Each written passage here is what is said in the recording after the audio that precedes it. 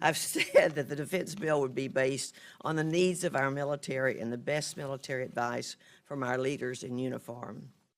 Unfortunately, after extensive conversations with our military leaders, I'm concerned that the FY18 defense budget request is not enough to address the shortfalls and damage caused by years of underfunding. The budget caps have enlarged that problem and must be repealed. For many years, military leaders have said they would get the mission done no matter the level of funding they received. That is no longer possible, and it's our job to make sure our military has what it needs to face the many threats to our nation. All federal dollars are not the same. During a time when we face threats from Russia, China, North Korea, ISIS, and other terrorist groups, we must prioritize our defense funding first. Our adversaries are rapidly advancing their tactics and their capabilities. The FY18 Appropriations Bill must ensure our capabilities remain more advanced and more lethal than our adversaries. The last thing we want to give our enemies is a fair fight. General Dunford, in 2012, your predecessor, General Dempsey, testified that we were living in the most dangerous era of his lifetime. That was true when he made the statement, and the world is so much more dangerous today. Unfortunately, I'm concerned that the FY budget request doesn't go far enough. Our senior military leaders tell us this is the minimal level needed to stop the deterioration of our military readiness. As you had said, Secretary Mattis, it will take years of increased funding to get us to where we need to be, and the budget request should be viewed as the first step for what is truly needed to rebuild our national defense. This FY18 budget process is especially complicated, and we have a big job in front of us and little time to complete it. The world isn't standing still, and the threats of today and tomorrow are not waiting on our budget cycle. It's my hope we can find a bipartisan common ground to give our military the robust support that our service chiefs and combatant commanders tell us they desperately need. This is where our witnesses come in to help us clarify what we need to do.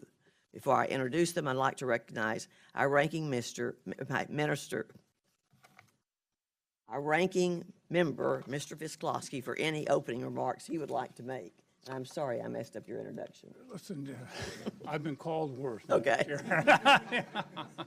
I do have a prepared statement. Given the time constraints, I would ask that that be entered into the record. The only thing I would say, Madam Chair, is thank you for holding the hearing, or gentlemen, for your service, for your testimony today. And I would commend the Secretary of Defense for his very good judgment in bringing aboard Mr. Norquist as comptroller. Despite the fact that he graduated from the University of Michigan, I think he's eminently qualified for the position, given his 6 years of experience as a member of our subcommittee staff. And I'm very serious about that. Good luck to you, David. I now call on Chairman Frelinghuysen. Thank you. I am going to go through my remarks. I think it's important to say a few things, but first of all, I want to join all the members and Chairwoman Granger in thanking you all for being here, especially those brothers in arms that have sat together at this table on a variety of earlier occasions. Today's hearing is an important part of the oversight duties of this committee. After all, the power of the purse lies in this building. It's the constitutional duty of Congress to make spending decisions on behalf of the people we represent at home. Secretary Mattis, we gather here this morning to review the budget of the Department of Defense, the posture of our armed forces, and to determine how this committee can help our soldiers, sailors, airmen, Marines meet the many threats and challenges this very dangerous world has produced. Because when it comes to the men and women in uniform, their missions are our missions. We want to hear your clear priorities for making them more successful and safe. What is our strategy in Syria? What level of success are we having in Iraq and Afghanistan? Even as we have a policy to accelerate and to annihilate ISIS. We also recognize that threats are growing across the globe, from Russia, China, Iran, North Korea, transnational jihadists, hackers, and cyber terrorists. Your needs are great, but the current resources available available to you are not adequate. We share your opposition to the BCA, the Budget Control Act. We will work to lift its restrictions. But this hearing is about an opportunity for you to tell us exactly what you need in the short term and long term.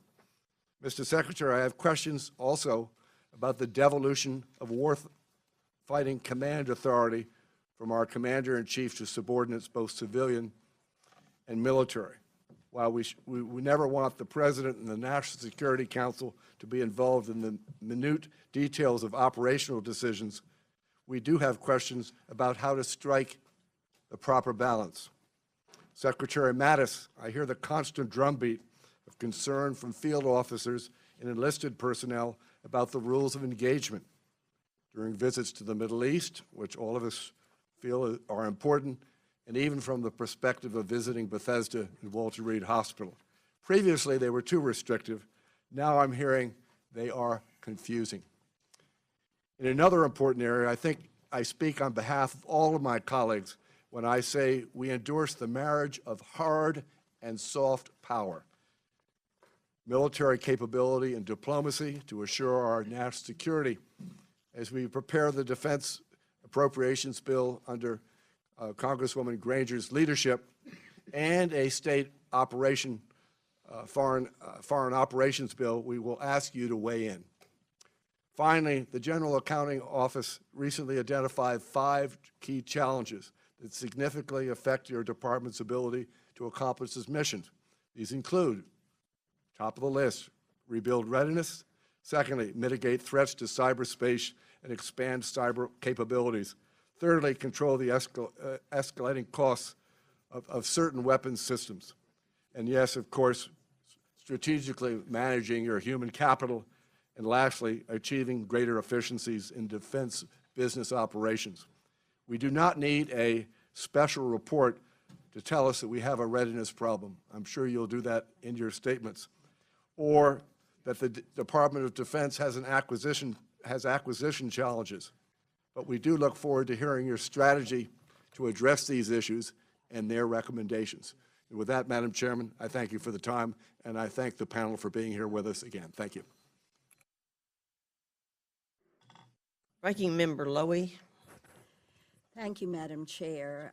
And I'd like to thank Chairwoman Granger, Ranking Member Visklosky for holding this hearing.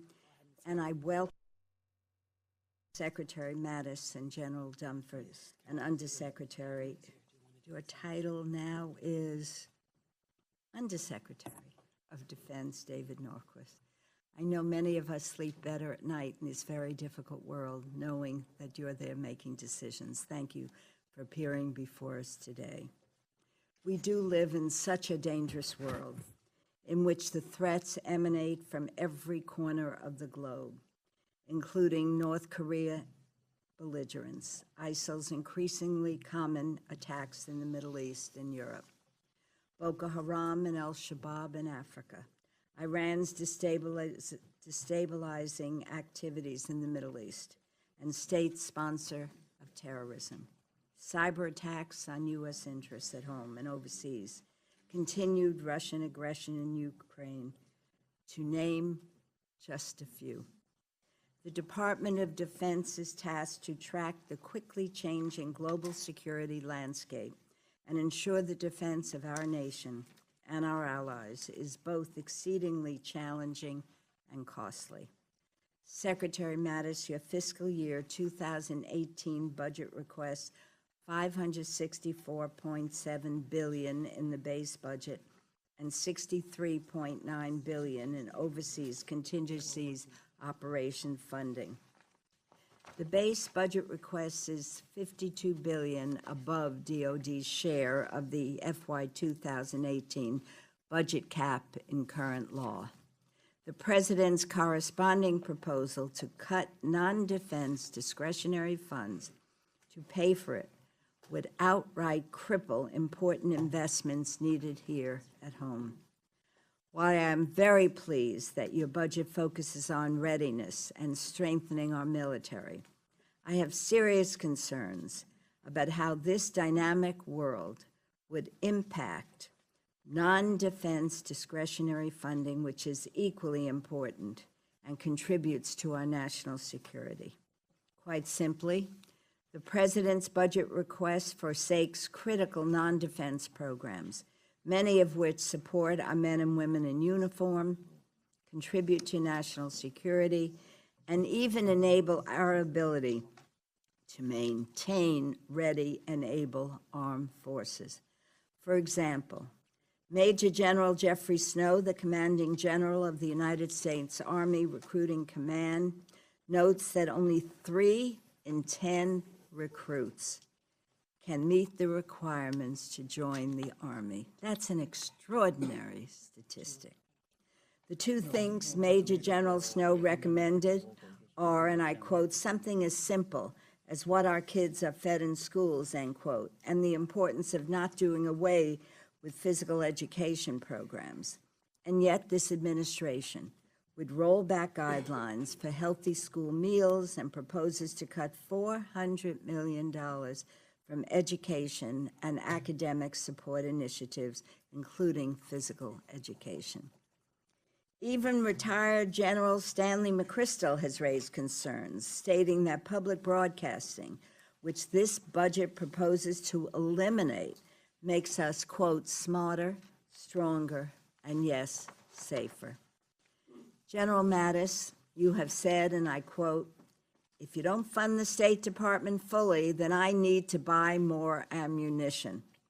Yet the increases you request come at the expense of a 32% reduction in the international affairs budget, which would put American lives in danger, a fact underscored in a recent letter by 120 3- and 4-star generals, and would abdicate our leadership in the world. This administration is heading down a dangerous path by proposing increases in defense spending, which I certainly support, while falling short of our obligations for education, health care, transportation, support for law enforcement and first responders, and more. Congress must reject President Trump's misguided budget request and instead pass appropriation bills that support national security and American families alike. And I just want to say in closing, I've been on this committee a long time, and I'm proud to be on this committee because we've always worked constructively in a bipartisan way. So I'm looking forward to this discussion. I look forward to your comments, and I do hope we can approach this budget and all the other essential parts of the budget sincerely and be successful in creating an appropriate balance. Thank you so much for appearing before us today.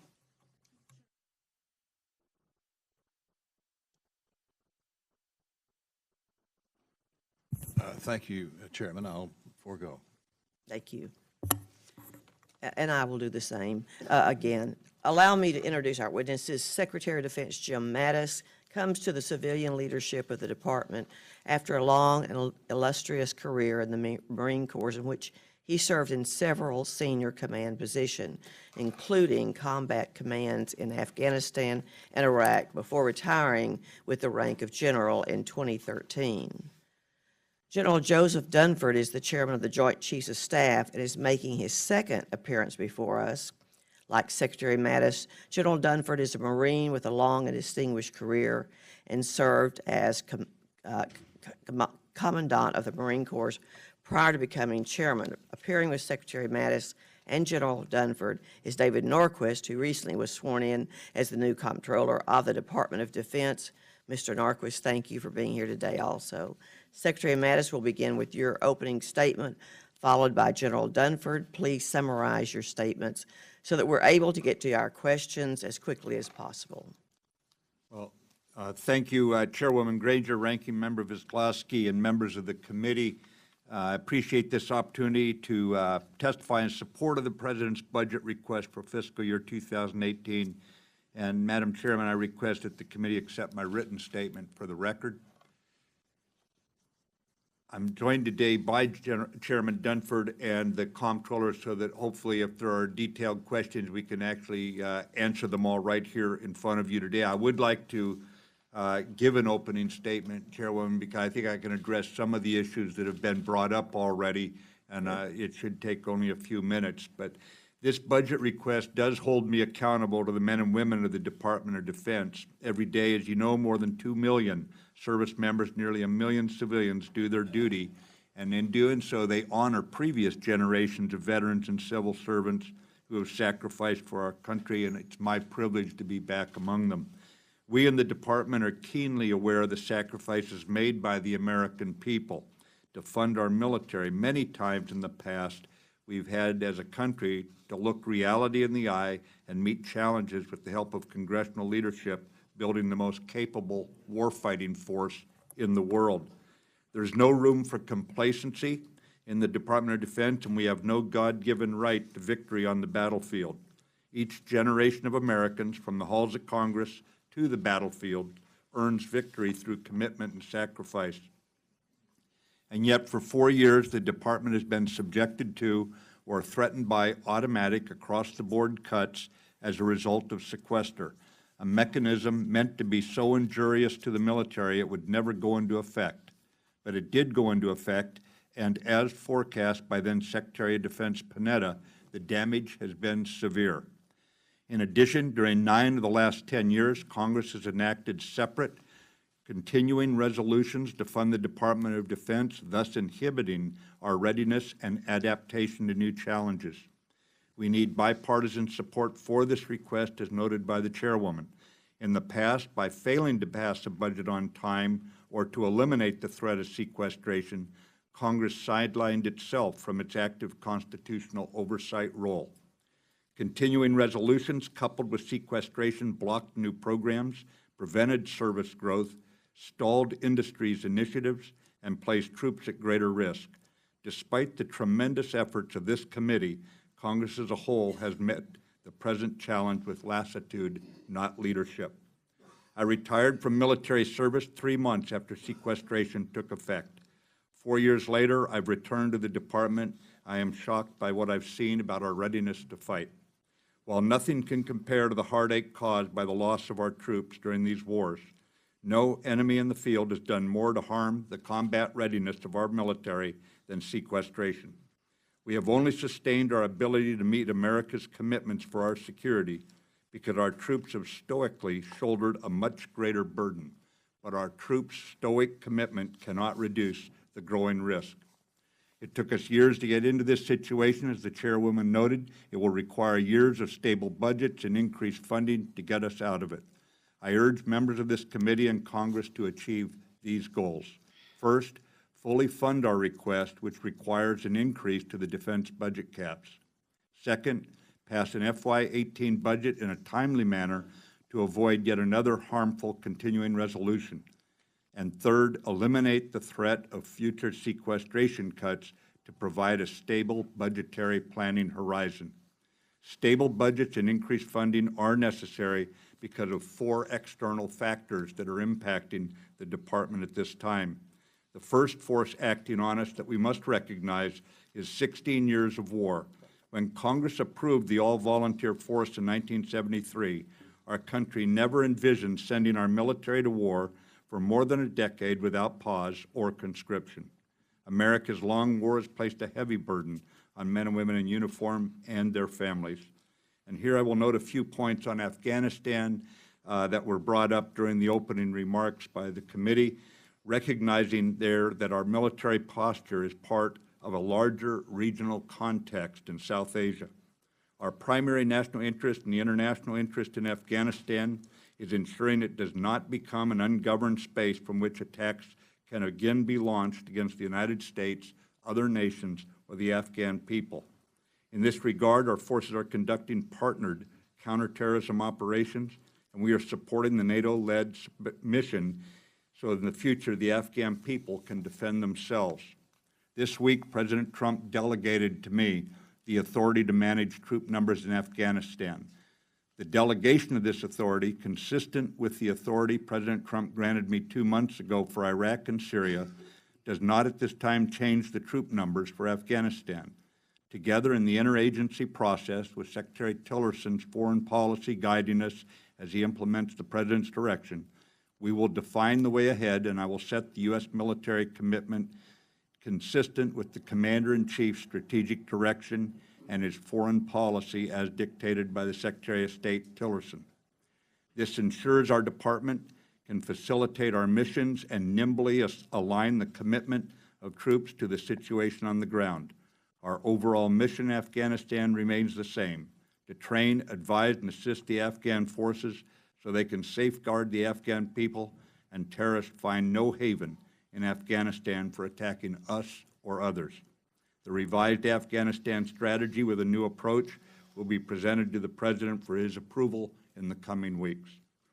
The second concurrent force acting on our department is the worsening global security situation that was mentioned by all members of the committee in their opening remarks. And here we must look reality in the eye. Russia and China are seeking a veto authority over the economic, diplomatic, and security decisions of nations on their periphery. North Korea's reckless rhetoric and provocative actions continue despite United Nations censure and sanctions, while Iran remains the largest long-term challenge to Mideast stability. All the while, terrorist groups murder the innocent and threaten peace in many regions while targeting us. The third force that we have to deal with is adversaries actively contesting America's capabilities. For decades, we enjoyed uncontested or dominant superiority in every operating domain or realm. We could generally deploy our forces when we wanted, assemble them where we wanted, and employ them, operate them as we wanted. Every operating domain today, on the other hand, from outer space to air, sea, undersea, land, and cyberspace, is contested. The fourth concurrent force that we must deal with is rapid technological change. Among the other forces noted thus far, technological change is one that necessitates new investment, innovative approaches, and new program starts that have been denied us by law when we have been forced to operate under continuing resolutions. Each of these four forces, 16 years of war, the worsening security environment, contested operations in multiple domains, and the rapid pace of technological change, requires stable budgets and increased funding to provide for the protection of our citizens and for the survival of our freedoms. I reiterate that security and solvency are my watchwords as Secretary of Defense. The fundamental responsibility of our government is to defend the American people, providing for our security, and we cannot defend America and help others if our nation is not both strong and solvent. So we in the Department of Defense owe it to the American public and the Congress to ensure we spend each dollar wisely. President Trump has nominated for Senate approval specific individuals who will bring proven skills to discipline our department's fiscal processes and ensure that we do so. The first step in restoring readiness is underway thanks to Congress's willingness to support the administration's request for an additional $21 billion in resources for fiscal year 2017 to address vital warfighting shortfalls. Your support put more aircraft in the air, more ships at sea, and more troops to training in the field. However, we all recognize it will take a number of years of higher funding delivered on time to restore readiness, to strengthen the military. And President Trump has requested $639 billion top line for the FY 2018 budget. There's 5 priorities here. The first is to improve warfighter readiness, and that was begun in 2017, filling in the trade-offs made during 16 years of war, 9 years of continuing resolutions, and Budget Control Act caps. The second priority is increasing capacity and lethality, as noted by the chairwoman, while preparing for future investment, driven then by the results of the defense strategy that we are working on now. Our FY 2018 budget request ensures the nation's current nuclear deterrent will be sustained and supports continuation of its much-needed modernization process. The third priority is reforming how the department does business.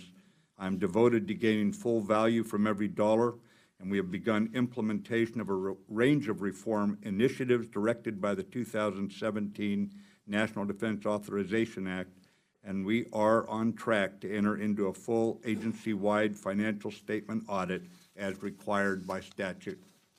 I urge Congress to support the Department's request for authority to conduct a 2021 base realignment and closure process.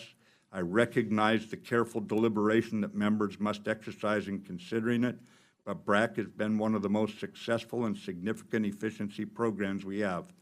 We forecast that a properly focused base closure effort could generate $2 billion or more annually, and over a 5-year period, that savings would be enough to buy 300 Apache attack helicopters or 120 Super Hornets. The fourth priority in the FY 2018 budget is keeping faith with service members and their families, since talented people remain our most valuable asset. But we must balance these requirements with those of investing for other readiness equipment modernization efforts to ensure that our military is the most capable warfighting force in the world and that we bring our folks home alive. Investment in military compensation is essential. Our fifth priority is support for overseas contingency operations. The 2018 budget requests $64.6 billion, focusing on operations in locations you are well aware of. ISIS and other terrorist organizations represent a clear and present danger, and I am encouraged, members of this committee, by the willingness of our allies and partners to help share the burden that we carry. Moving forward, the 2019 budget will be informed by the National Defense Strategy. I will then have the analytical rigor that I can recommend hard choices as we shape the program for the next 5 years. The Department will work with President Trump, the Congress, and this committee in particular to ensure future budget requests are sustainable and provide the Commander-in-Chief with viable military options that support our security. In summation, I need the BCA caps lifted and a budget, not a continuing resolution, passed on time, and elimination of future sequestration cuts so we can provide a stable and adequate way ahead. For those who are concerned that we are not asking for sufficient dollars, please consider the following. For 2017, we asked for $30 billion. The Congress provided $21 billion as a supplemental. Second, this fiscal year, we have requested the amounts I've noted already. This is a 5% growth over what national defense was funded for in 2017. This request is admittedly $52 billion above the Budget Control Act defense caps. We have underway at this time a national security strategy that will give me the analytical rigor to come back to you for the FY 2019-23 budget request when we will build up our military to confront the situation that the chairman and I have laid out in our written statements. I'm keenly aware that we have the support of this committee, and we have over many years, but I ask for your help to inform your fellow members of Congress about the reality facing our military and the need for Congress as a whole to pass the defense budget on time. Thank you for your strong support over many years. I pledge to collaborate with you. And ladies and gentlemen, Chairman Dunford can give some military aspects of this that might give more depth to some of the things I've just stated. Thank you, Mr. Secretary General Dunford. Chairwoman Granger, Ranking Member Visclosky, distinguished members of the committee, it's an honor to join Secretary Mattis and Undersecretary Norquist in appearing before you today.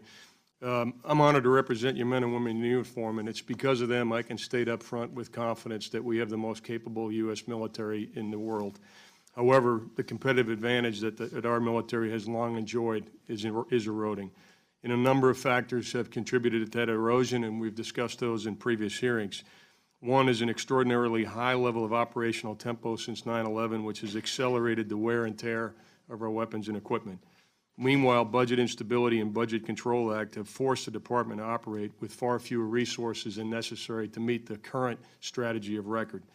And as a consequence, we've prioritized near-term readiness at the expense of replacing aged equipment and capability development.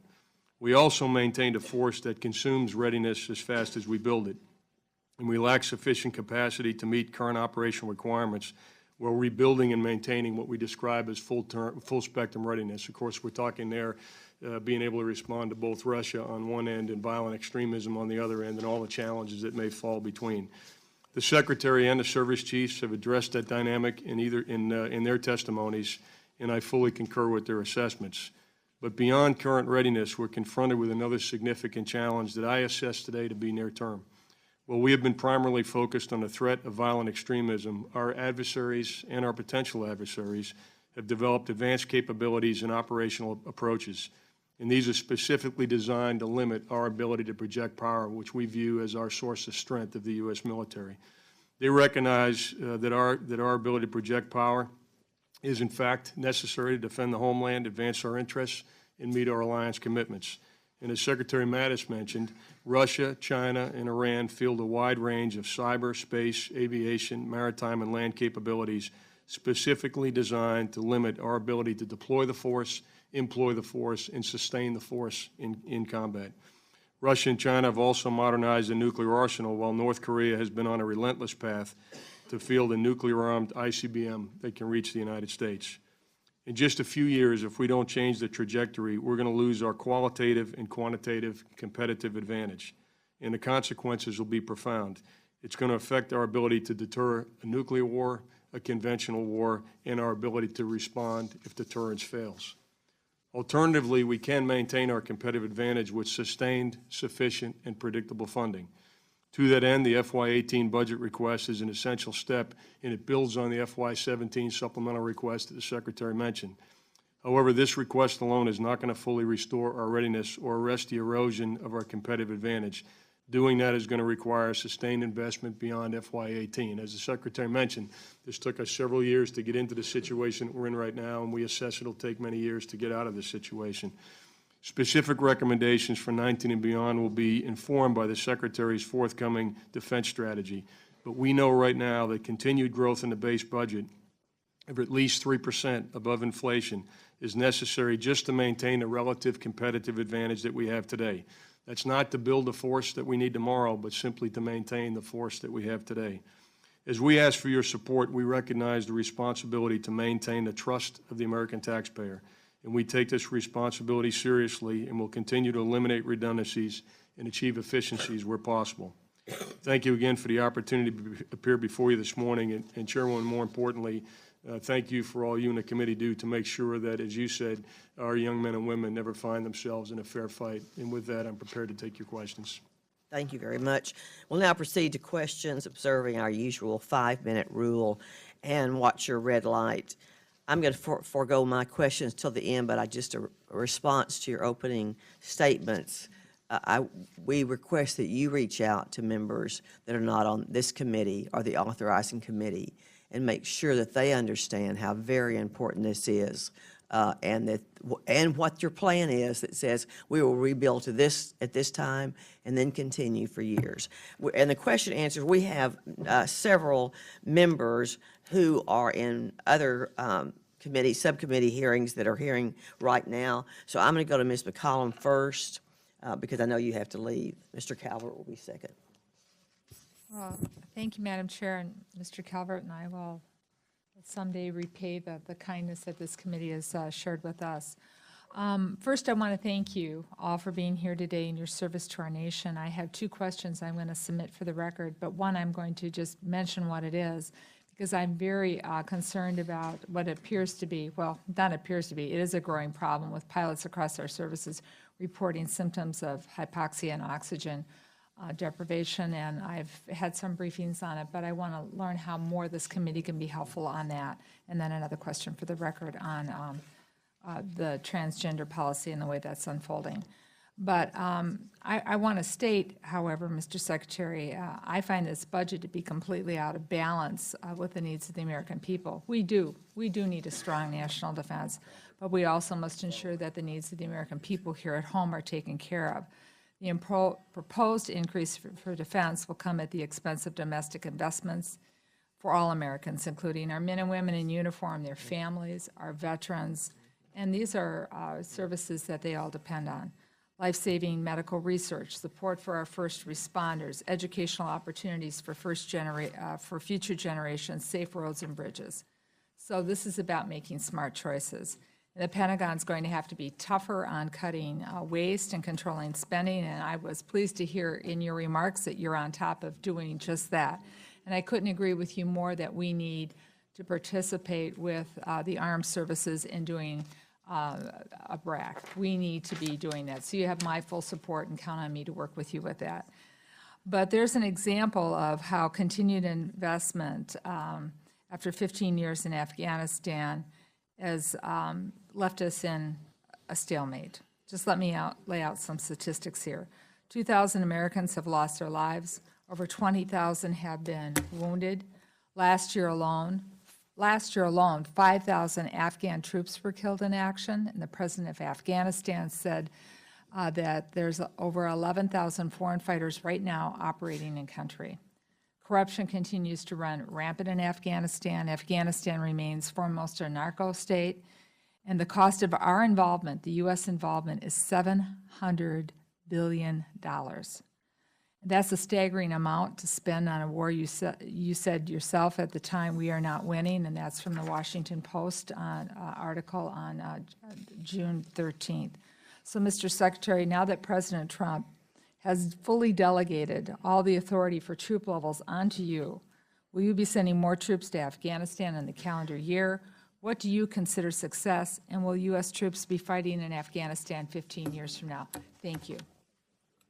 Congresswoman, he has not delegated all authority to me. He maintains strategic oversight. He is an actively engaged and a very hard questioner about what the strategy is.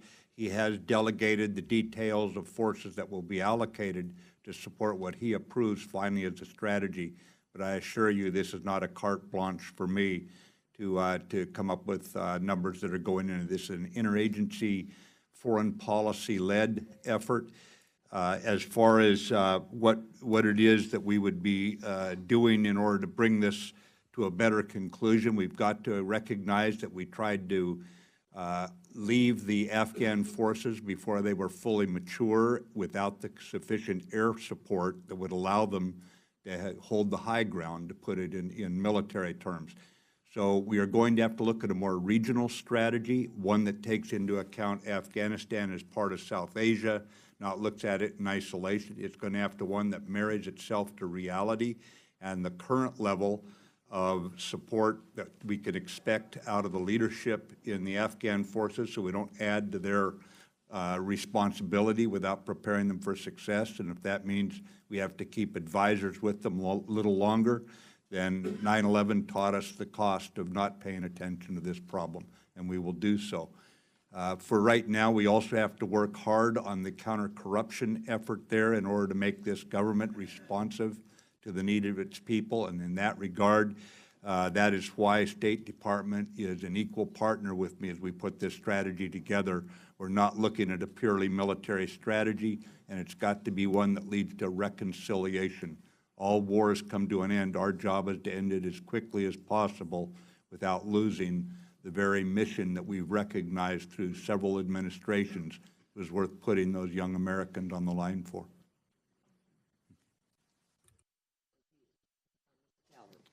Thank you, Madam Chairman. Good morning, Secretary Mattis and General Dunford, Mr. Norquist. Thank you for appearing before our committee. Thank you for your service to our nation.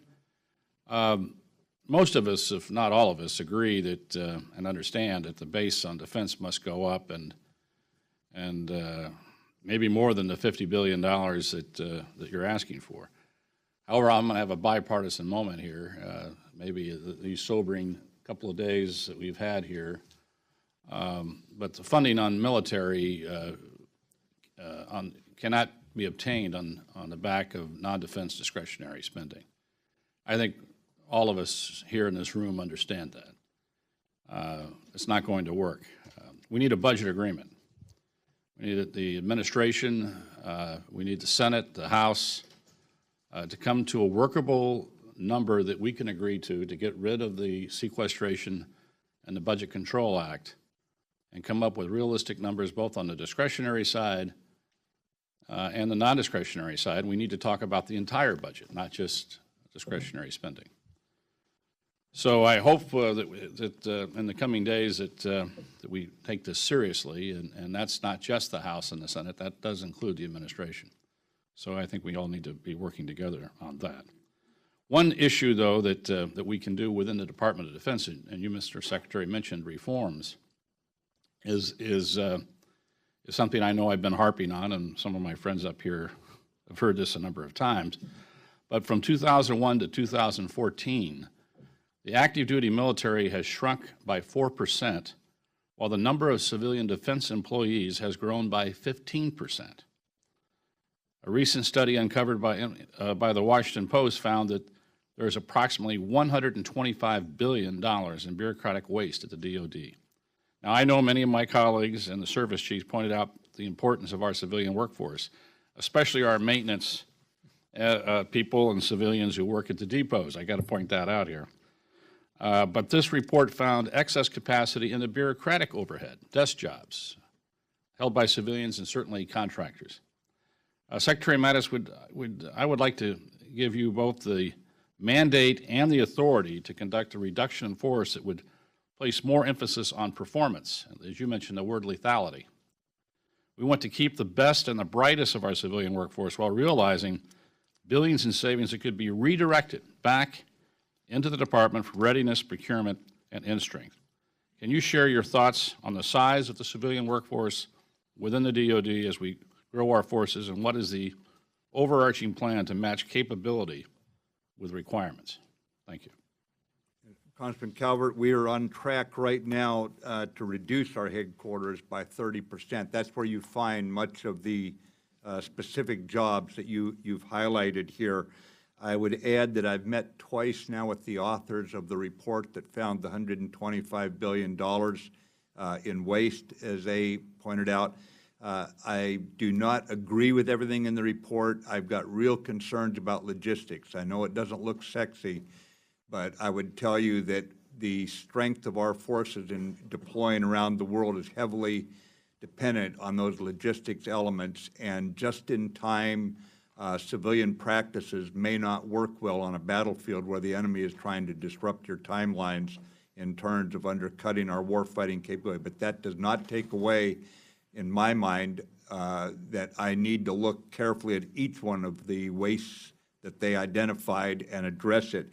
The best way to do this, I believe, is to get the right people into the Pentagon. I'm drawing people from industry, including those who saved programs that were in big programs that were in big problems for industry, aircraft programs, this way. They come in with a background of how to very analytically weigh the quantitative and non-quantitative factors so we can have a I would say a grounding in what the fundamentals are that permit us to revolutionize our business practices. I have 3 priorities in the department: strengthen our military, strengthen our alliances so we're not carrying the full burden for our security, and to reform the business practices. And I'll get these people in. They're being confirmed as we speak. It's ongoing. And once I have them there, I'm going to fully empower them along the lines you're talking about. Ms. Lowy, Ms. Lowy, pardon. Thank you, Madam Chair. Secretary Mattis, during testimony before the Senate Armed Services Committee in 2013, Senator Wicker asked you if you had observed that the international development budget is helpful to us in providing national defense for our country. You responded, and I quote, "If you don't fund the State Department full, then I need to buy more ammunition ultimately." So I think it's a cost-benefit ratio. The more that we put into the State Department's diplomacy, hopefully, the less we have to put into a military budget as we deal with the outcome of an apparent American withdrawal from the international scene, end quote. As the ranking member of both the full House Appropriations Committee and the State and Foreign Operations Subcommittee, I frankly am extremely concerned that the fiscal year 2018 budget requests drastic increases in defense spending at the expense of non-defense discretionary priorities, including foreign aid and international development programs. Mr. Secretary, do you stand by your statements about the importance of the foreign aid budget And how will these drastic cuts to diplomacy programs impact future DoD expenditures? Congresswoman, I believe America has two fundamental powers: the power of intimidation, that's represented here before the committee today, America's awesome determination to defend herself, and the power of inspiration, which is heavily conveyed overseas by our Department of State. Not wholly, but they're the lead on it. I have not reviewed, just getting ready for these hearings consumed my time to understand budgets that are rather extensive. I have not reviewed where the cuts come to Secretary of State Tillerson's budget, so I do not want to speak offhand without having done my homework. But I would tell you that as I read about those cuts, I called Secretary of State Tillerson. I meet with him weekly. We talk several times a day, and we agreed to put two of our top-level subordinates together. We're going to look at the priorities for where we need to engage in the world. This committee also gives me development funds, and we have married the two. We'll set the priorities together so that we get the best possible use of the dollars allocated to each of the departments working in concert. So that's my effort to reinforce on that and keep us together. And I'm confident this is also what President Trump expects us to do. So that's my best response to you. I've not reviewed their budget in any detail, ma'am, so I just can't speak to where the cuts are coming. Well, thank you very much. Madam Chair, my timer is not on. Are we, well, maybe if I have enough. Out of respect, Mrs. Lowy, we don't put a timer on you. Oh, you're so kind. You know, Chairwoman Granger and I have worked together a long time, and there really is outstanding mutual respect. Well, then I'll just take another minute. Because there's another issue that I am passionately concerned about, and that is cybersecurity. I am so concerned about the growing cyber threats against the United States interests and assets, both at home and overseas. If you could share with us the primary risks faced by the Department of Defense in the cybersecurity realm, how does the budget request support offensive cyber operations, and along with its elevation to a full unified command as specified in the FY 2017 NDAA, would Cyber Command benefit from ending the dual hat relationship with NSA? And what steps is the department taking to attract and retain these skilled personnel? And I've been so concerned about once an individual comes to your department and has gone through extensive training, we hope that we'll be able to keep them, because this is such a challenge I'm aware of from the private sector. So thank you. Just quickly, ma'am, I could not agree more about the growing threat. If we'd been here 10 years ago, I'd have yawned and said, I don't see the big problem. Right now, it's at $8 billion this year, specifically targeted, and actually there's a lot more going into this because we're not counting in all the recruiting dollars and all. This is just targeted on the cyber capability. I would tell you that growing from basically $3 billion to $8 billion in 5 years shows the priority we're placing on it. As far as the Cyber Command NSA split, we intend to make this a split that actually gains more unity of effort from a broader constituency, too, from other elements that are also engaged in the counter cyber threat. And lastly, I'd just say that the attracting and keeping the key people, the educated, trained people, will be very challenging. We recognize it because they can be offered so much more money on the open market than they can be offered in government service. We'll have to fight it probably with bonuses, but also with a call to their patriotism, which at times is the most compelling.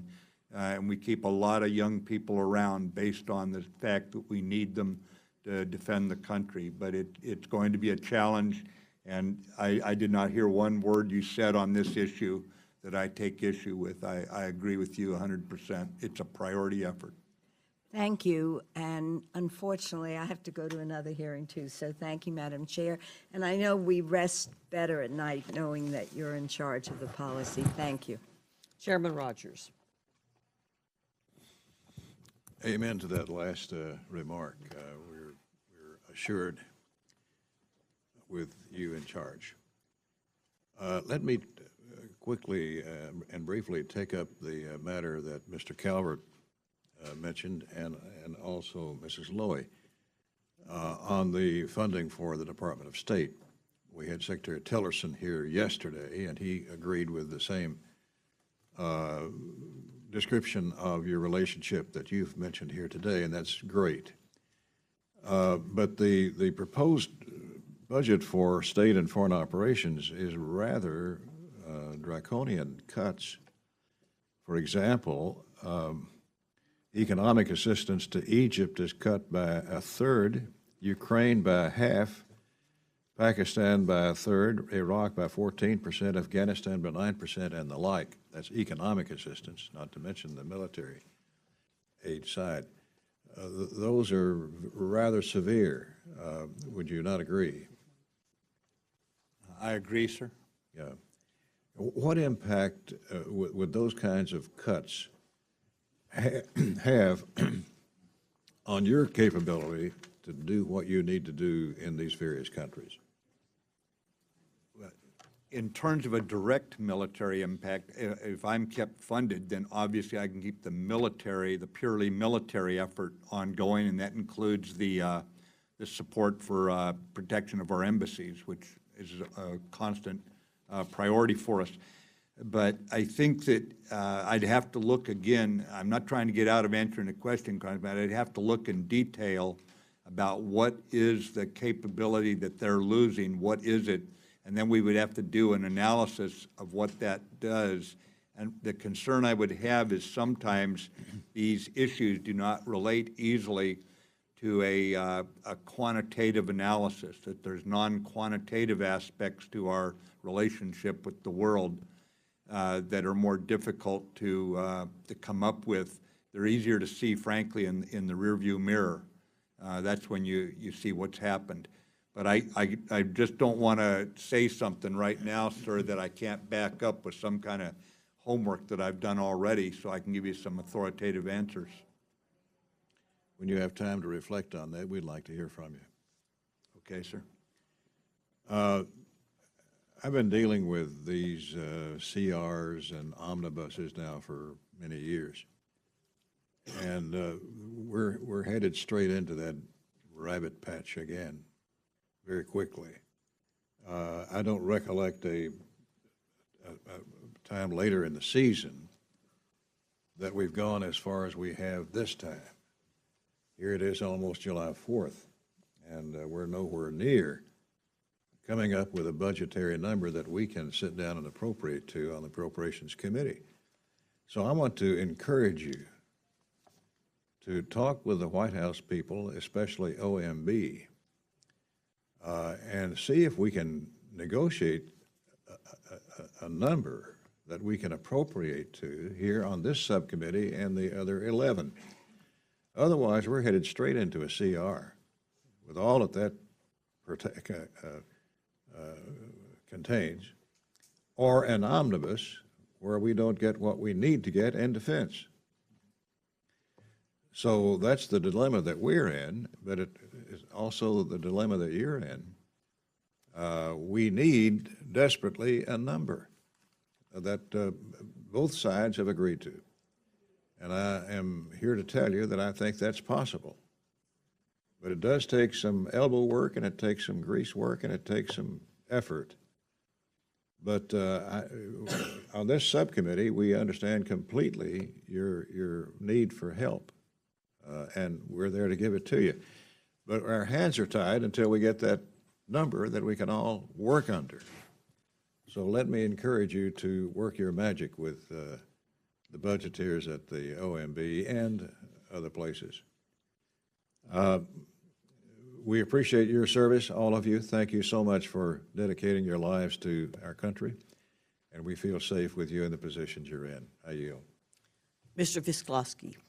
Thank you very much. I would just point out to the panel that my understanding is the deadline for the department to have audible results is the end of fiscal year 17, which is fast approaching. Understand from the Undersecretary that that goal will absolutely be met, and I'm counting on him. What I would suggest, Mr. Secretary, is if we can follow up with your office. As you know, I have a intense interest on the nuclear posture review, the modernization program, and I appreciate your very thoughtful conversation in February. Too often, I think people have an instinctive response that we need a triad forever. You suggested that you want to take a very serious look as to what it should be going forward. I think when people think about the nuclear posture, they also think about nonproliferation, many of the programs being at the Department of Energy. But the third element, from my perspective, are those non-nuclear events or weapons that potentially trigger a nuclear event. Our country, others are working on hypersonic weapons. So we have unstable regimes that what will trigger their nuclear response absent a nuclear attack of our own. And would appreciate sitting down with whoever you think is appropriate from the department so that I have a clearer understanding, perhaps chair, others on the subcommittee, how the department works through preventing that from happening to the best of our nation's ability, where it's not toe-to-toe, somebody launches first, but there's some event, there's that new weapon system that's just kinetic, non-nuclear, that triggers that nuclear event. I think it's a very serious issue. I'd like to have that conversation. I'll find the right people to bring up, sir. I understand the nature of your question, though, and I'd just say that I had not put those in my thinking into the nuclear posture review, so let me reconsider the guidance I've given them. We are working, obviously, the triad, should it be there, which weapon system should constitute each leg, and the non-proliferation. I need to look at this myself. After I get my head wrapped around it right, I'll assign some people to come up and brief you and get your thoughts on this. Appreciate it, because I do think you've been very thoughtful on this. Thank you, Madam Chair. Thank you, Mr. Cole. Thank you, Madam Chairman, Mr. Secretary, General Dunford, Mr. Norquist. It's good to have all three of you. I really thank you for your service, and quite frankly, it speaks very well of the President that you were all nominated your respective positions and got such strong bipartisan support when the Senate considered you. So I appreciate that. Second, I couldn't help but laugh, Mr. Secretary, when I read your now famous remark about your sleep habits, and I thought, well, all of us sleep a lot better right now if you happen to be an American, thanks to you. So again, we're very grateful for that. I want to echo a little bit of what has been said up here several times, because I don't think it can be said often enough. When we look at the approach process, and I focus a lot on that, at the end of the day, there's only one or two outcomes this year. We're either going to have a continuing resolution, or we're going to have a negotiated bipartisan agreement. And as you've made crystal clear, the latter is much preferable to the former. And so I really want to emphasize that to where my colleagues are concerned, and quite frankly associate with myself with some of my Democratic colleagues' remarks. If we don't get to a good number in the non-defense area, we will inevitably end up doing something that nobody on either side of the aisle wants to do, and that's present you with the kind of dilemma that you outline in front of you. I think at the end of this day, this committee will give you at least what you ask and probably more. But again, if we don't get the process right, none of that will matter. And we can, they can authorize everything all day long until we actually get to the numbers where we can appropriate, things don't happen. I do have a question. I know you're, in the last part of really working on the national security strategy, and we look forward with a great deal of anticipation to looking at that. But I'm curious if you believe, and this may be a little out of your lane, if you don't want to comment on it, that's perfectly fine with me. But some of us up here have been concerned for a long time about the lack of a new authorization for the use of force. We're really operating off things that go back to 2001, 2002, 2003. we're fighting a different enemy in a different place than we envisioned at that time.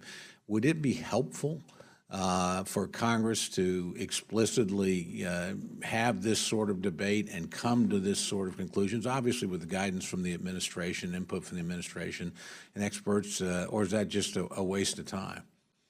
Sir, I don't believe it's a waste of time at all. The chairman and I have talked at length about this in our private conversations, and the Congress making a statement like that would hearten our own troops. It would reassure our allies around the world. It would put America out front in terms of a united or the consensus of the Congress that this is where you think we have to be committed. I believe it's much preferable to leaving it to be argued about in bits and pieces over specific issues or troop strengths or something like this. And the chairman, I could have him comment too, but he believes it sends a real statement, sir. Mr. Chairman? Yeah. Congressman, that's exactly the conversation we had. I mean, I think it would send a loud and unmistakable message to our young men and women that are deployed that the people at home, in the form of the Congress, support what they're doing, and that there's a consensus about what they're doing, and what they're doing is important.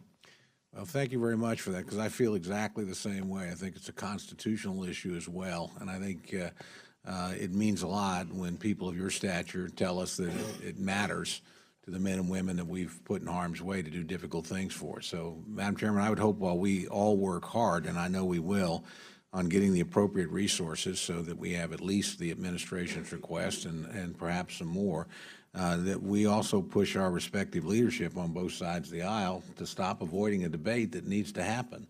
You know, I've actually worked with my friend Mr. McGovern from Massachusetts. We probably don't see eye to eye on the issue, but we certainly see eye to eye on the importance of a resolution and a congressional statement. So I think that's part of our job ahead of us too. It's not just to give you the resources, which we certainly need to do, but to make sure that you've got the clear lines of authority and the unequivocal support of the American people as you go about carrying out the mission we've asked you to do. I'm not going to take the rest of my time. I yield back. Thank you. I certainly agree with you, Mr. Cole. Mr. Ryan. Thank you, Madam Chair. Appreciate it. I want to make a couple of points and then have a question with regard to North Korea. One is we just got back from a trip. We were in Bahrain, we were in Norway, we were in Germany, we were in Spain. And as a guy from Youngstown, Ohio, it always inspires me to see the footprint of the young men and women who are under your command, that they take their responsibilities so very seriously. They're so well trained. The point I want to make is that I don't think we do a good enough job of letting the American people know how important our role in the world is. When you're in the Persian Gulf, when you're in the Middle East, when you're in Europe, you're thinking about what we're doing in Eastern Europe with NATO. The American people just don't quite understand, I think, the prominence and the responsibilities that we carry. And part of that is losing the World War II generation, the people that were engaged in war, and all the rest. And so all of us, to just make a point, because I think all of us need to think about, as we're having these discussions, how we communicate that to the average citizen that's in Gary, Indiana, or Youngstown, Ohio, how important it is for us to be engaged in the world. And you're on the front lines of that. So I wanted to make that point. Secondly, I would love for either Secretary Mattis or General Dunford to talk to us about North Korea generally, but in particular, what does it look like should we have to make a decision in the next 12 to 18 months? If you look at the trajectory of where North Korea is going, we've got to come to some determination here about what we're going to do, and whether or not we're okay with them potentially getting the capabilities to be able to launch some attack, not just in U.S. interests, but potentially strike the United States. I think it would be instructive for the American people to know, kind of not giving away state secrets or getting classified, but just what that would look like if there's a back and forth between whether it's the United States or an ally that we have in the region and North Korea, what happens in South Korea, what happens in Seoul, what happens to Japan, because we hear a lot, well, just, you know, bomb them. I mean, just take it out, take out their capabilities. Can you just illustrate for us what that engagement looks like? I can, Congressman Ryan. I would suggest that we will win. It will be a war more serious in terms of human suffering than anything we have seen since 1953. It will involve the massive shelling of an ally's capital, which is one of the most densely packed cities on earth. It would be a war that fundamentally we don't want, and we would have our allies and us, we would win at great cost. This is why one of the most, the highest priority efforts that President Trump has directed, he has invited the President of China to Mar-a-Lago. There were only 2 issues brought up in Mar-a-Lago, and this was one of them. It was that high a priority. Secretary Tillerson has this as a priority. We are working through China to ensure that China understands that North Korea is today a strategic burden for them. It's not a strategic asset. And China has actually responded in some ways positively. You saw them vote last week for additional sanctions on North Korea, for example.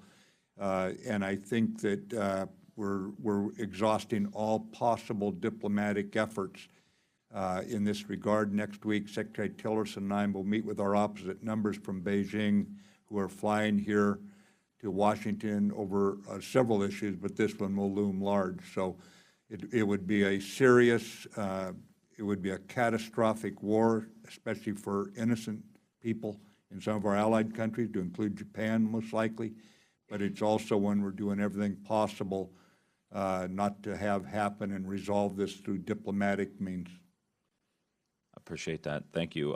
Just lastly, one point. When we were in Kuwait a few weeks back, we went to this small little tent where they had 3D printers, and the Marine Corps was printing parts for different things that they needed. I want to engage the department in the future to make sure that you have the resources that you need. This could be a tremendous capability, but one of the aspects is they almost need like a depot for how to get these parts, get the kind of a design depot to be able to download these parts in places like Kuwait to really, I think, save us a lot of money, Madam Chair. And I know we're putting money into one of President Obama's initiatives for manufacturing innovation institutes, one of which is additive manufacturing. Great capability where you don't have to order 1,000 parts of this, that, or the other. You can actually print one in the field. And this is a way for us to merge modern technology to give the warfighter the capabilities that they need. So I just wanted to give you the heads up. We're going to continue to work on that, and I think save the taxpayer a heck of a lot of money in the process. So thank you so much. Ms. Roby. Thank you all for being here today.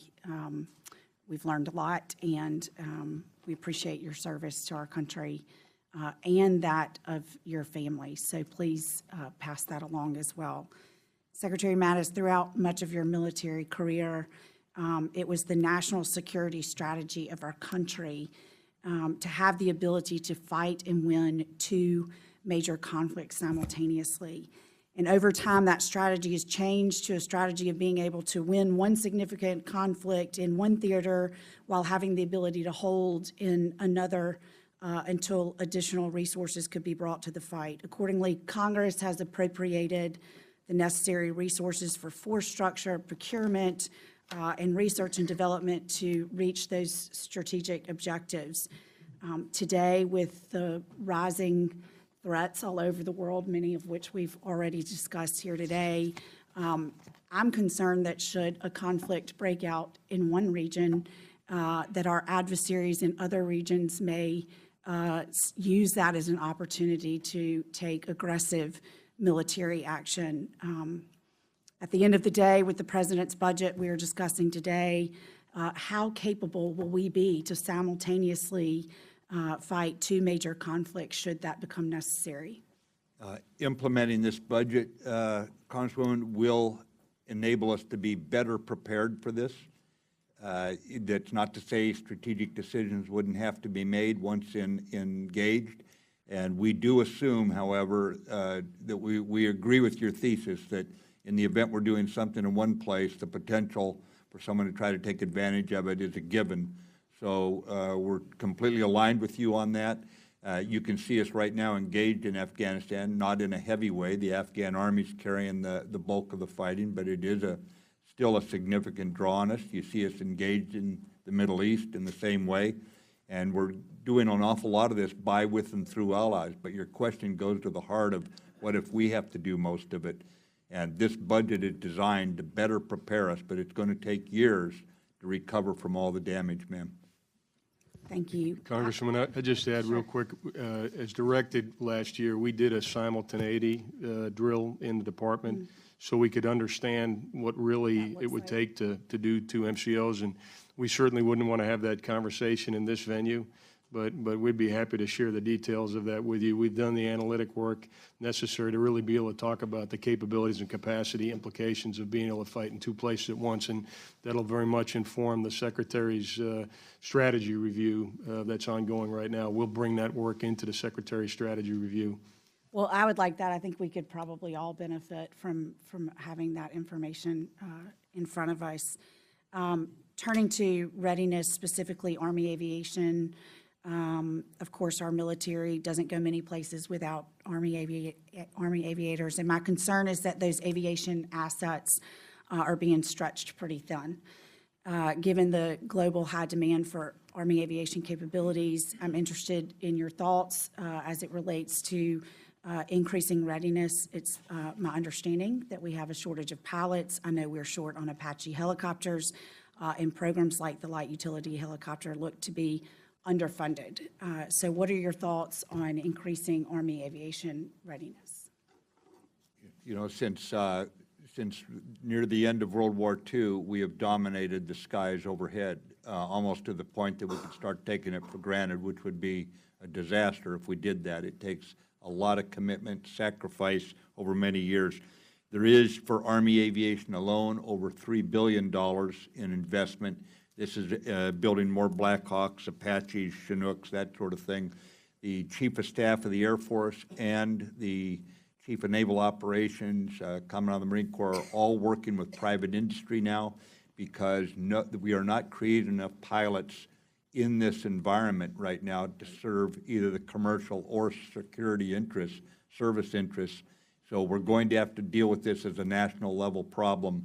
And, you know, we've responded to this sort of thing in the past. We're going to have to dust off the old thinking and find some new ideas in there. But we are working it right now. We just had the meeting with industry here last month with General Goldfein, our Chief of Staff of the Air Force, leading it. But all the service chiefs are engaged.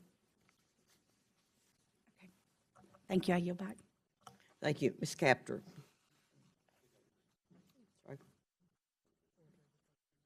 Oh, Ms. Rutherford, pardon me. Thank you very much. For first, Secretary Mattis or General Mattis, whatever, you know, I respected you and worked with you as a general, General Dunford, and also Mr. Norquist. You know, you've gotten a lot of accolades, and you've deserved it because of who you are and you've earned the position. We all talk about sleeping at night, but these are serious times for our country. But I want to quote you because I'm going to make more of a statement, I think, to this committee and to our leadership in the committee. You have said that Congress has failed to show leadership when it comes to funding the Pentagon. And I agree with you on that comment. For years now, since sequestration has passed, we've had 4 stars coming in and telling us how it makes it weaker and weaker. And yet we really have not done what we need to do to repeal it, both Democrats and Republicans. Times have changed since sequestration has passed. The world has gotten a lot more dangerous, and you've testified. And by the way, when you're one of the last ones to ask questions, you know, a lot of these issues, North Korea and all, have come up. So I'm going to kind of maybe make a statement within my time. But I want to say this to our committee. A lot of us have worked together for years, and I respect each and every one of you on the Republican and Democratic side. But it comes a time when we have to do something, and that's this issue of sequestration. As dangerous as we are, and when every single Army, Navy, Air Force, Marine talks about sequestration, and yet we have not repealed this at these very, very dangerous times. And I think we have to show some action. I don't think we can't be concerned about Republican or Democrat or whether we're going to break the Hastert rule. I mean, all these things are just political. And yet we have an obligation on this committee, Defense Appropriations, to give you the resources. And if sequestration is still there because of idealistic political reasons, whatever that is, or we're not going to give this up if we don't get something else, that's wrong. So I'm asking our leadership and each and every one of us on this committee to really sit down and work a strategy, Republican and Democratic strategy. Now, we're very upset about what happened yesterday. Maybe that's going to be an impetus for us to do something because we haven't done it yet. And it's about time we do it. And my question was going to be, and you've already repeated it, do you agree with what I said that we need to repeal sequestration? I do, sir, and I agree it's nonpartisan. Secretary Panetta was my boss a few years ago, and he was in a Democrat administration. He's a Democrat, and I don't see this as a partisan issue. This is an American issue. And, you know, whether it's a speaker or the leader, whatever that is, let's pull together this committee. We know each other and we trust each other. I have respect for every single member on this committee. And I know we all feel this way. Let's just get it done. You know, I'm an Under Armour guy because of Baltimore, but it's a Nike phrase, just do it. And I think it's about time we really sit down and take care of that strategy. The other issue I have, we've talked North Korea, and I don't want you to repeat yourself. One thing that hasn't come up, I found a subject matter that hasn't come up, and that's the issue of hypersonic missiles. We know that Russia and China have developed hypersonic missiles, which are so fast that could put, in my opinion, our ships, our aircraft carriers, all at risk. And, you know, I'm not sure where the Navy is at this point. And if it's classified, I don't want to get into it. But I really think this is something that has to be focused on and very quickly. You know, we're talking about cyber, we're doing those issues and all the things that needs to be done. But when our aircraft carriers, which are so awesome, look at how many people we have, look at how we use them, and yet they could be at risk. And I want to make sure that we look at the funding and the focus, and that you can report back to this committee where we are on our defense and hypersonic missiles. Will do, Congressman, and coming into the job, I've been briefed by holdovers from the last administration and new people coming in now, and your view of the hypersonic threat, the need for defenses, but also to ensure we have hypersonic technology at cutting edge is agreed upon. There is no pushback on it that I've found. We've got to move out. We'll come back to you showing what the program is. Most people don't know about the issue, but I would like this, at least personally for me, but I think the committee too wants to hear about hypersonic. Thank you. I yield back. Thank you. Mr. Carter. Thank you, Madam Chairman, and thank all three of you for being here. You are very important to the future of our nation, and we appreciate the good work you do. And I'd like to associate myself with everyone who's discussed the challenges we have trying to put together what we need to do without a number that we need to work with. And any way you can help us get that fixed is a great idea. My world is all about the guys on the ground. I represent Fort Hood. I've got kind of a combination question I'd like to ask. First and foremost, Secretary Mattis, the Army is investigating very heavily in upgrading many of the combat vehicles. While these upgrades certainly represent increased speed, lethality, and protection, they cannot be characterized as significant leaps forward in capability. As you are aware, our competitors' combat vehicles are approaching parity with the Army. It seems readily apparent that we should prioritize investing heavily to speed up the development of the next generation of combat vehicles. Yet, funding levels for this effort has not increased over the last several years. Can you share with the committee your assessment of our ground combat vehicles and what additional resources you need from this committee to adequately close the capability gap? And I'll include with that, I would like to hear an assessment of where we are. I'm aware of the training changes we have to make at the National Training Center to go to high-end warfighting versus the warfighting we've been engaged in for 16 years almost. So where are we on readiness of our troops, training, and the vehicles that we're sending them to war in? And I'd love to hear from both of you. Yes, sir. And we probably owe you a more detailed explanation of the program to get us where we need to go, because we're not there today, is the bottom line. This is somewhat a result of the funding issues and the distraction of war and the combination of those factors. But we have programs we have put together. The Joint Lightweight Tactical Vehicle is being fielded now to the 1st Army and Marine units. It's a joint program to get full economies of scale, spend the money wisely. But it's a much broader issue, as you know, with different types of vehicles, from armored vehicles to transport vehicles, and the various levels, types of vehicles that we need to get.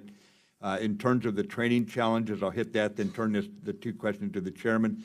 What we have to do is adapt to the changing character of war. An Army battalion in the field is now going to have assets that an Army battalion didn't have 10 years ago. For example, surveillance assets, drones.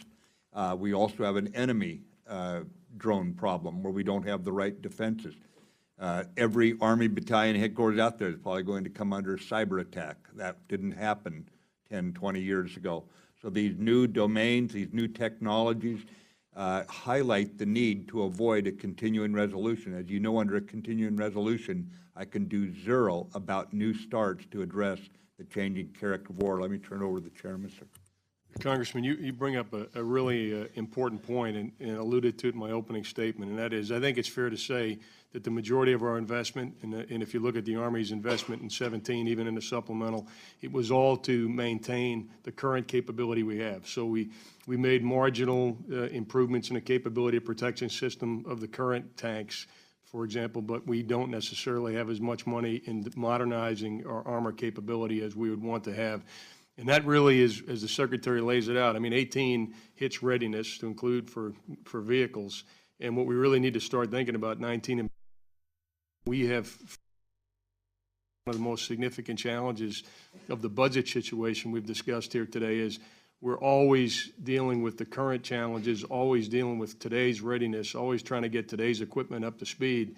And now we're at the point where there's actually a distinction without a difference between procurement and current readiness, because in many cases either units don't have the full complement of vehicles they have, or we're starting to field vehicles that don't have a competitive advantage, or the competitive advantage, as you suggest, is reducing. So I think as we look to 19 and beyond, modernizing our ground combat vehicles is something that probably hasn't moved the pace satisfactory to us.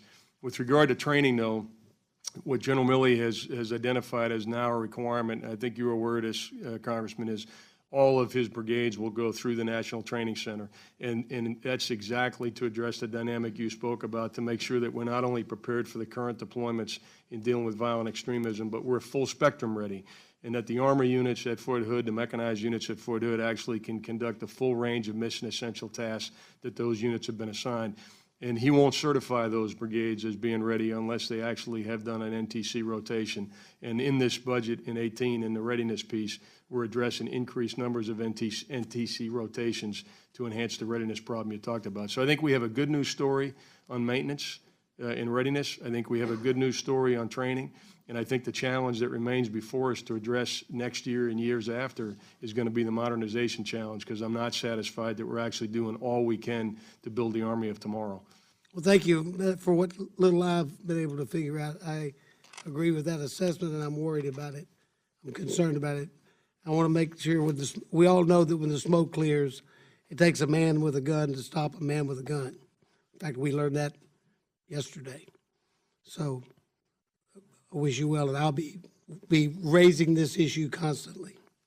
Thank you. Thank you. You're back. Ms. Capter. Thank you, gentlemen. You give a great example to the young generation of this country. Thank you for your patriotic service. I'm going to read some questions I'll be submitting to the record, and then I'll ask each of you 2 questions that I would like you to verbally respond to. I don't expect you to answer the first issues I'm going to talk about. First of all, I have deep concerns about our industrial base issues, and your testimony does reference that to some extent. I would just like to state the importance of dual sourcing of certain technologies such as small gas turbine engines. I have concern about that. Number two, stresses on our U.S. steel industry due to severe dumping by China, South Korea, and Russia. And thirdly, real threats to our single-source domestic beryllium capability. I have a letter actually on that, Mr. Secretary, that I will give you. But thank you for mentioning the defense industrial base. Thank you for being aware of it. And in view of a lot of things that have happened with the global economy, why we need to pay attention to it. Number two, I place a very high priority on U.S. energy independence. We're about 90% of the way there. I appreciate what DOD has been doing, particularly Navy and Marine Corps, with significant leadership, both in installation and operational energy efficiency, to move us toward independence. And I will ask you for the record to summarize the Department's role in achieving DOD energy independence, but also in terms of some of your technological investments, how you are helping America reach that broader goal of energy independence. My two questions are, General Dunford, 3/4 of a century after World War II, could you summarize for the American people, particularly the younger generation, the nature of the Russian threat and why the European Reassurance Initiative is so vital to liberty and affirmation of our Article 5 commitment? Secretary Mattis, the question I wish to ask you is, I really particularly gravitated to a sentence in your testimony having to do with the stresses on our troops and the prolonged wars in which we are involved. And can't seem to put my finger on the sentence on that, but it was right at the beginning. Oh, here. Our country never envisioned sending our military to war for more than a decade without pause or conscription. The American people ought to reread that sentence. But my question really is, Mr. Secretary, the GAO released a study on May 16th reporting that of the 91,764 service members who were separated for misconduct between 2011 and 2015 had later been diagnosed with PTSD or TBI associated with that misconduct. GAO found many of them, at least 23%, were made ineligible for health benefits from the VA. I would like to just express to you that I have spent a long time trying to get DOD to discharge to care. I have failed in that, though it's getting a little bit better. And I would ask you if you could help us to review the separation policies of the U.S. military in all the branches to assure that service members who need care will receive it. I will also place on the record from 10-year study we've been conducting with the Ohio Guard and Case Western Reserve University and University of Michigan and University of Toledo, over 3,000 DNA samples from separated service members who voluntarily offered their DNA. One of the most shocking findings of what we have been investigating has been that the most significant predictor of a service member contracting PTSD is not military service, but violence experienced by that individual prior to military service, which then military service complicates. That is a really important finding, and one that should be paid attention to on enlistment. And I just thought I would place that on the record. So General Dunford, if you could kindly respond on the Russia question, and Secretary Mattis on the ability of your department to discharge to care. Congressman, first, thanks. And on the Russia question, interesting, we rewrote our national military strategy last year, and we took some time to say, what is the source of strength of the United States?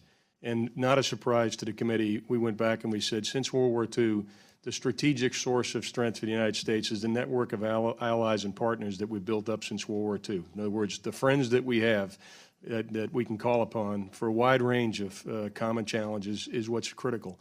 What Russia really is going about doing each and every day is undermining the credibility of our alliance commitment to NATO and our ability to respond to NATO. That's what they're doing, and that's the most insidious thing that Russia is doing.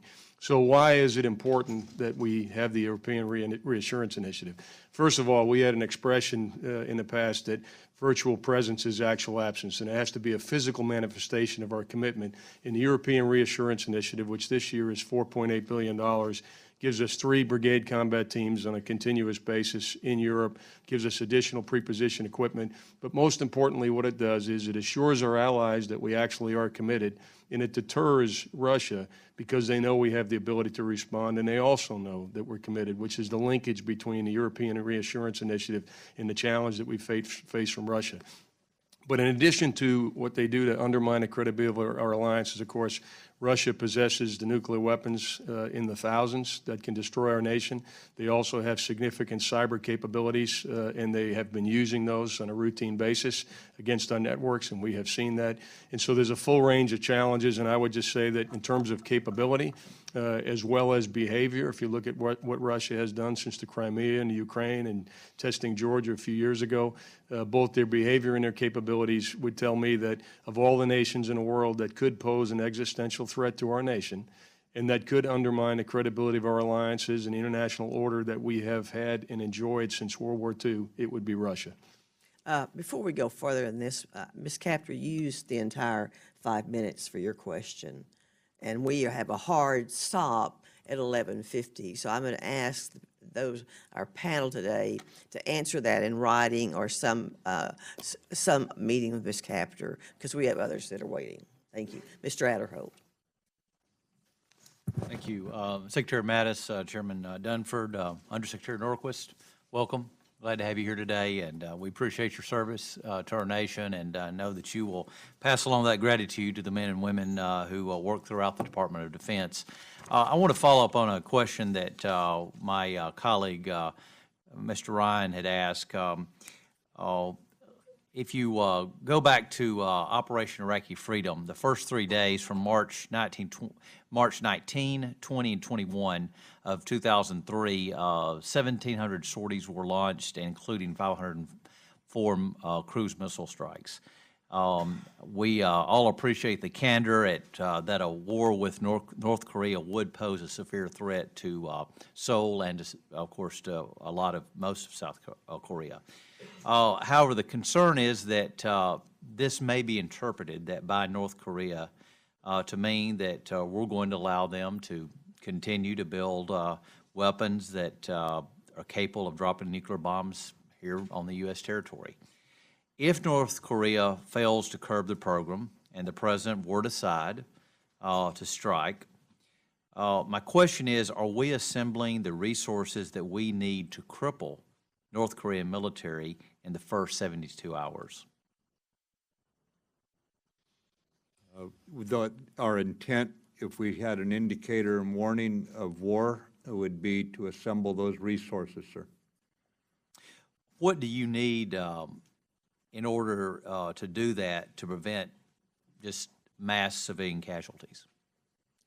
The best thing, sir, would be to have such a strong military and diplomatic front, including international, that we force Korea to divest of its nuclear program, a policy that both the United States and China share, by the way, of a denuclearized peninsula. So that's the most important thing, is to make certain we don't get to that point. But you have currently, do you have the capabilities to assemble the resources that you would need to cripple North Korea within that first 72 hours? Sir, due to the nature of the threat, the dug-in nature of the artillery and missile or rocket positions within range of Seoul, there is probably an awful lot of damage that's going to be done, no matter how much capability we bring to the theater. Okay. A report was released recently that highlighted the potential for adversaries to conduct cyber attacks on power grids. The article referenced the attack on Ukraine's power grid back in December of 2016. I know this may be classified, but is this area of cybersecurity an area that you're looking at? It's an active, very active area of security we're looking at, sir. in conjunction with Homeland Security, Department of Homeland Security, and Department of Energy and the FBI, and it's active, it's ongoing. We keep a very close eye on it, including this week. Chairman Dunford, do you have any comments or on either of those issues? The only thing I'd say, Congressman, is, just go through the priorities and then talk about what we do with regard to those challenges to our power grid and so forth. The number one priority we have in the department is to defend our own DoD information technology network, and then we work in collaboration with the private and public sector to make sure that we share when there is a vulnerability and the solutions to those vulnerabilities. And then we play the away game, if you will, prepare to deal with those threats that are outside the continental United States. So that's how when the Secretary spoke about the collaboration with the FBI and Homeland Security and so forth, the actual protection of the power grid in the United States is not something we're responsible for, but something we support. When the United States Cybercom identifies vulnerabilities or solutions to address those vulnerabilities, there's a collaboration that takes place. But what we really focus on is our own network, and then making sure we have cyber capabilities to take the fight to the enemy. Thank you. Thank you. Mr. Cuellar. Thank you, Madam Chairman, and I also want to say thank you to all three of you for your service. I also join my colleagues that we need to get to a number in a bipartisan way, because we have to find that balance between the defense and the non-defense spending, and I hope we can do this. Otherwise, if we go in the CR, I think it's not good for anybody.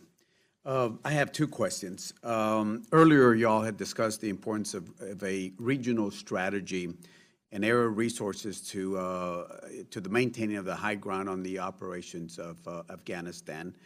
General Dunford, I know that in February you were in Azerbaijan meeting with your counterpart of this year, and I think we know Azerbaijan is an ally, and I think we know the role that they played during the Afghanistan conflict there. Would you give me your thoughts on elevating maybe the facility that you have there in Azerbaijan, or maybe some other stable regional ally there? Because we know that the Middle East is complicated, and sometimes our ally provides complicated situations to us. That's question number one. Number two, in light of the discussion of readiness, can you also discuss the importance of maintenance and supporting force readiness? Specifically, the readiness of flight training units have suffered in Texas because of an incomplete approach to the engine maintenance. And how does your proposed budget attempt to fix this deficiency?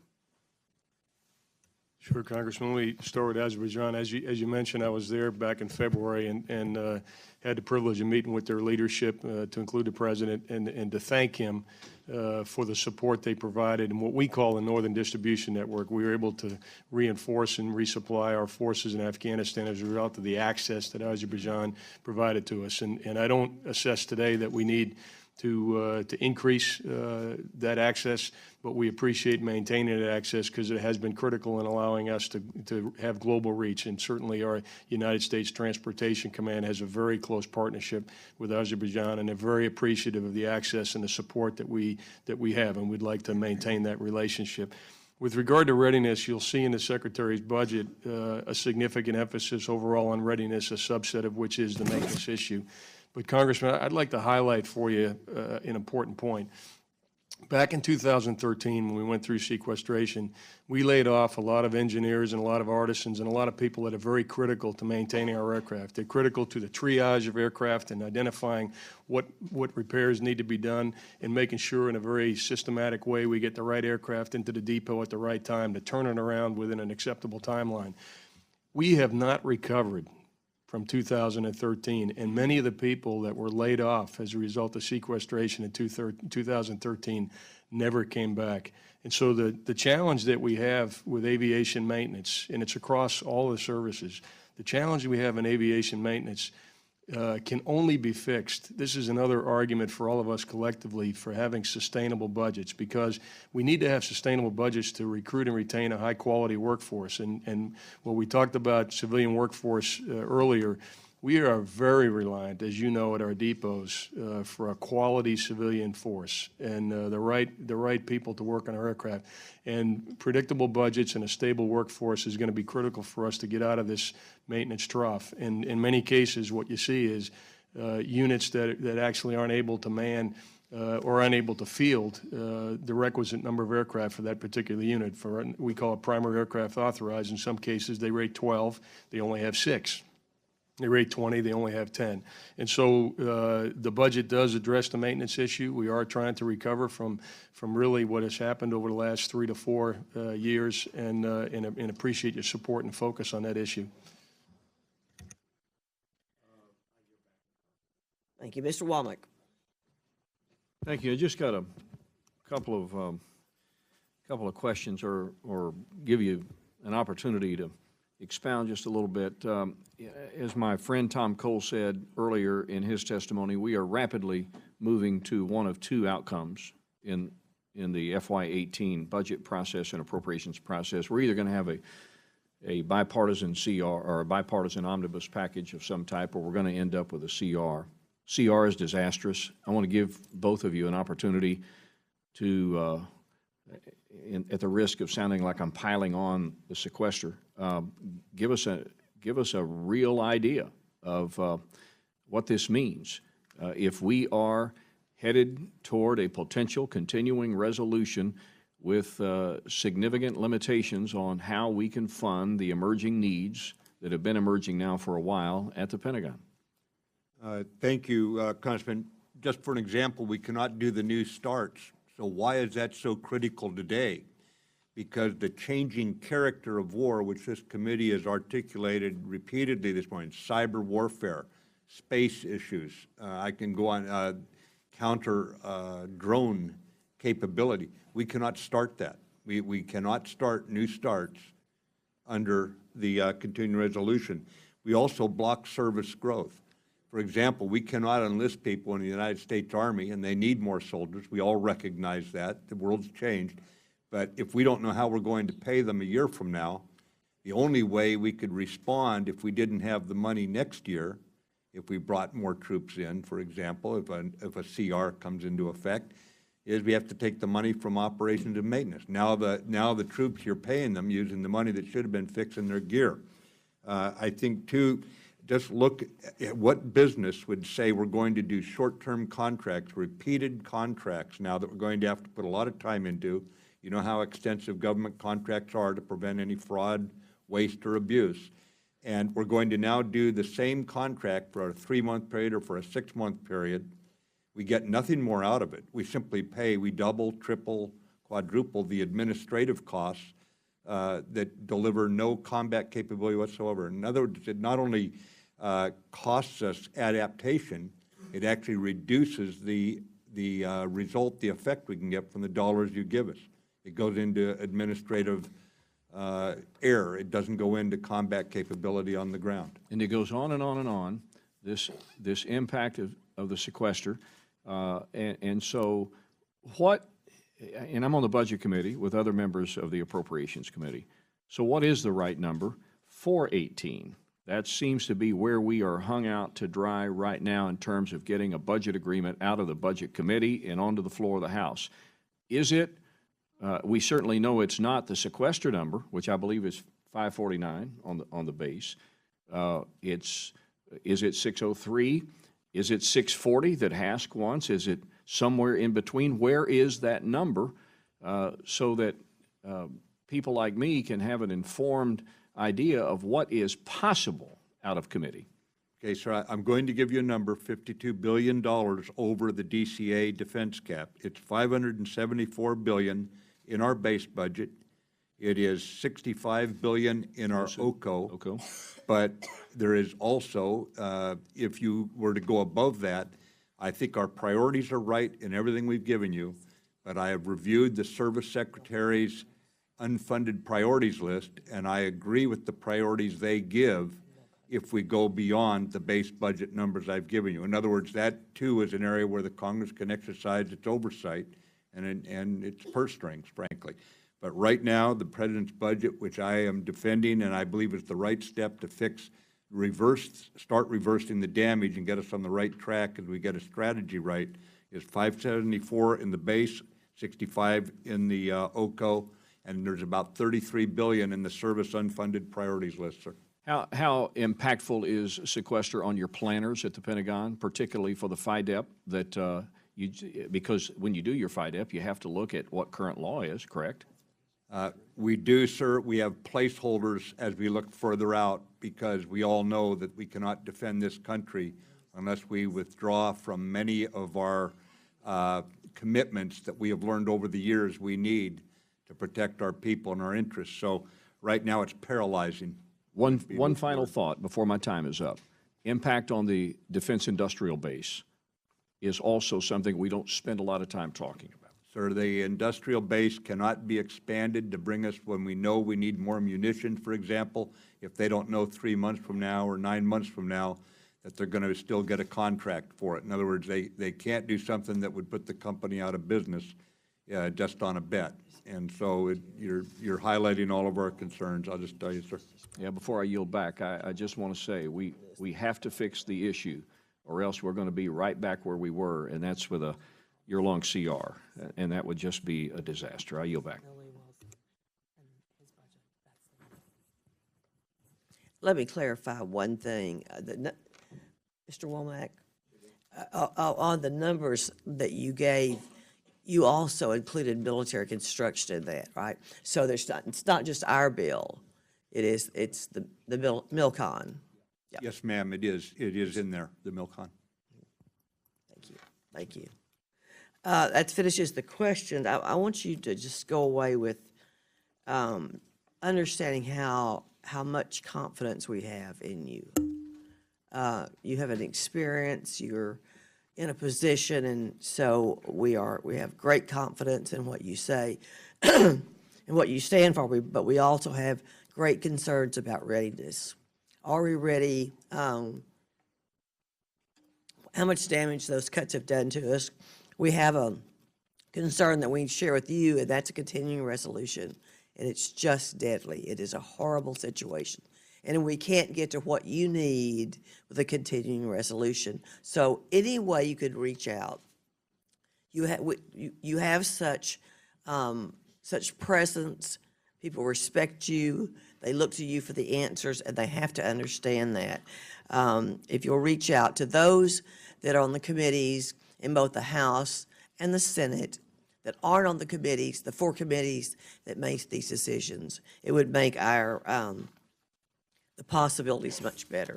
That concludes today's meeting. Thank you very much.